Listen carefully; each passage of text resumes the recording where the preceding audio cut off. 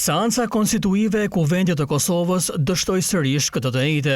Pas takimit me përfaqësuesit e partive politike, kryesuesi i Kuvendit, Avni Dehari, deklaroi se kjo seancë ndërpritet pasi partitë politike nuk arritën konsensus lidhur me hapat e mëtejshëm të veprimit.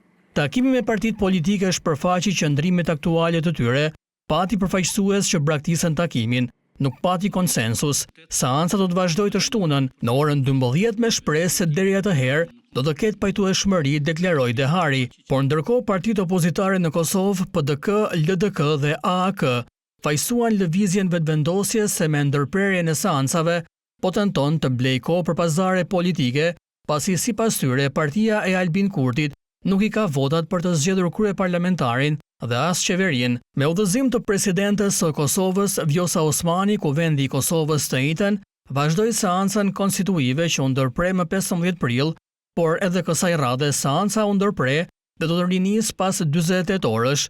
Lëvizja vetëvendosje pretendoi se në komisionin e përkohshëm atë ditë kishte paraqitur një letër të dorëheqjes së Kurtit nga posti i kryeministrit, por partitë opozitare të Kosovës nuk e konsiderojnë një akt të vërtet dorëheqje.